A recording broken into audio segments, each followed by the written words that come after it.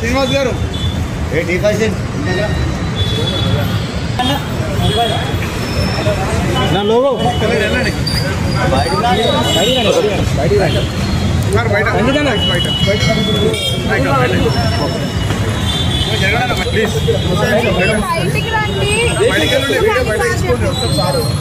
బయటికి రాని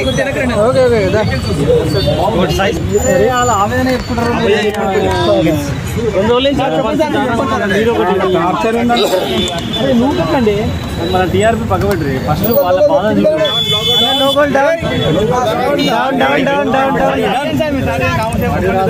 okay sir చెప్పండి. అందరికీ నమస్కారం. అదే 9వ తారీఖున లైలా ఈవెంట్లో క్యారెక్టర్ చేశారు సినిమాలో. కమెడియన్స్ కాబట్టి మనం సరదాగా అది ఏ పార్టీని ఉద్దేశించింది కాదు.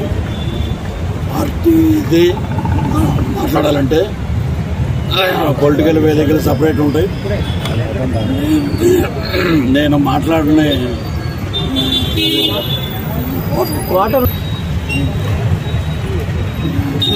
చూస్తే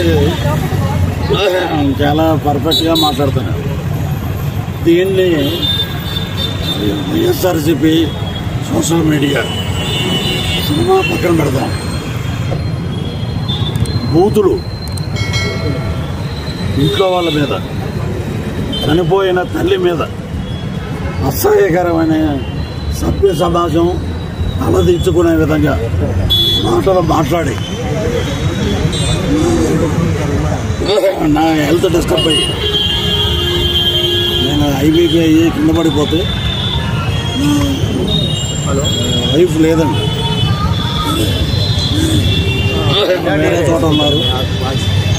దగ్గరుండి హాస్పిటల్కి వెళ్ళి చెకప్ చేయించుకుని స్టిల్ హాస్పిటల్ పెట్టమని చూస్తాం. ఇదేనా మీ పార్టీ నాయకుడు?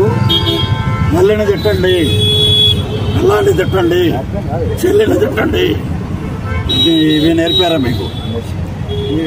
ఎవరో పులివెందల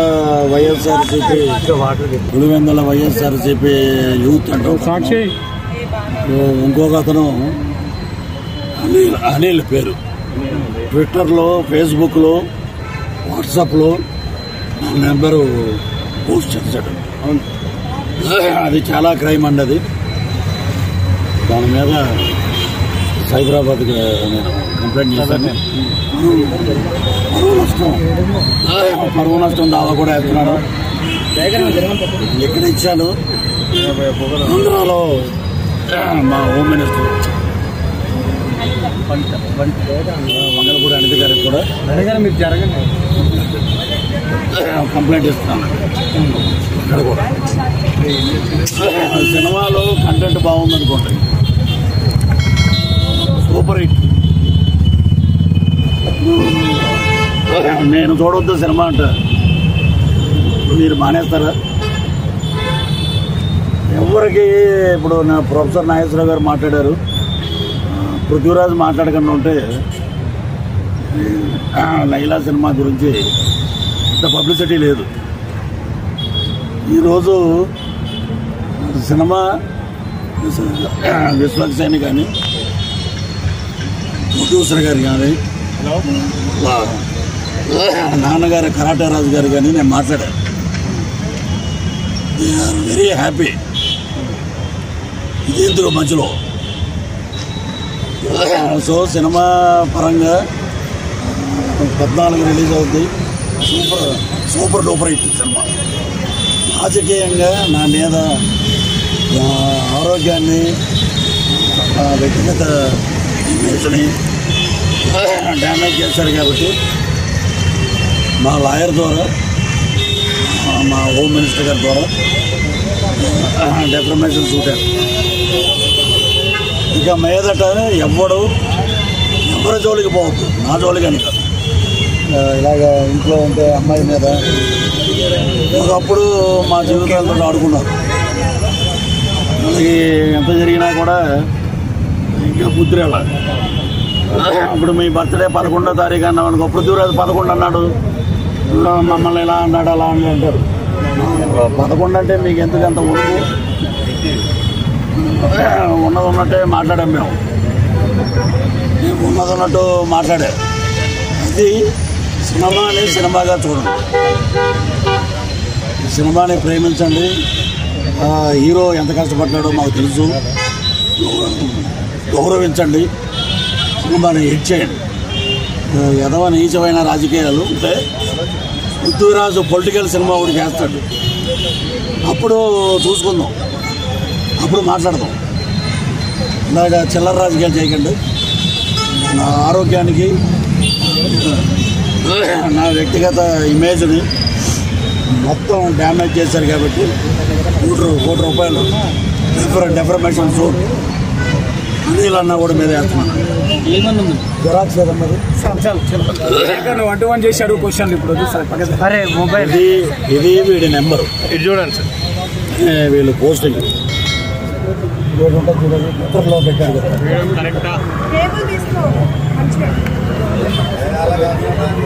కొంచెం డౌన్ చేయండి, కొంచెం డౌన్ చేయండి సార్. ఒక మేము